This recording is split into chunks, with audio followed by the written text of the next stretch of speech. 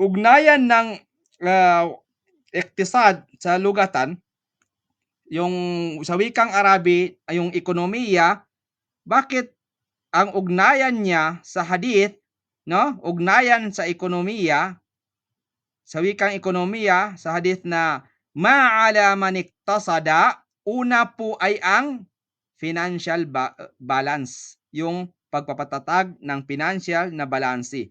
Paano? Ano yon? Yung financial balance, ang financial balance po, yan po yung katamtaman sa paggasta, ay nag-iingat ng yaman at pumipigil sa pagkalugmok sa kahirapan. Ito ay kaayon sa prinsipyo. Anong prinsipyo ito? Yung prinsipyo ng sustainable economy. Kung may prinsipyo kang sustainable economy, ano po ang mangyayari? Kung ito ay gagamitin mo, kung gagamitin mo ito ng maayos ang yaman, ito ay tatagal at sasapat. Yan po yung una na ugnayan niya sa hadith, sa ekonomiya. Pangalawa, resource management. Resource management, pamahala sa mga yaman. Paano? Ang katamtaman po ay nangahulugang maayos na paghati ng yaman sa mga pangunahing pangangailangan habang may natitira para sa pag-impok o pamumuhunan. Pangatlo, pag-iwas sa krisis pampinansyal. Ano yung krisis pampinansyal? Ang taong marunong magtipid, kung tayo ay marunong magtipid at maging balansi, ay mas kaunti ang posibilidad na malubog sa utang o bumagsak sa krisis pampinansyal. Ano ang example nito? Ano yung marunong magtipid? Magbigay kayo ng example mamaya-maya. Kunin natin yung pang-apat.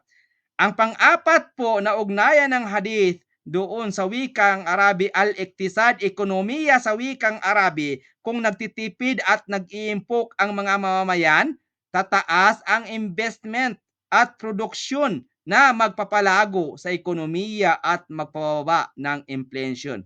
Magpapababa ng inflation, yan po yung at-tadakhum o tadakhum in Arabic.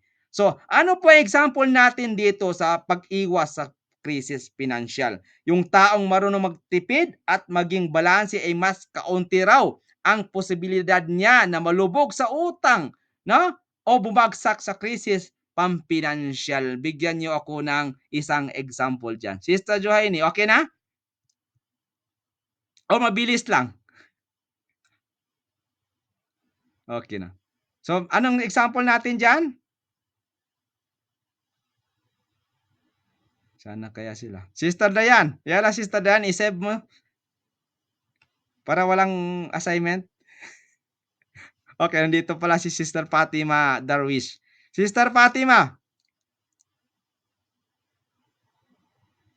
Sister Fatima. Alhamdulillah na itinuturo nyo na ang tamang paggasta, Naam. ang katamtaman, yung balanse, ang paggugol, para maiwasan ang pagbagsak or pagkalugmok. Naam. And ang kanayan ng iktisad sa hadith, yung binigay nyo ng mga yung sustainable economy, Opo. resource management, pag-iwas sa krisis, maayos na paghahati, Opo. at mailagay sa investment.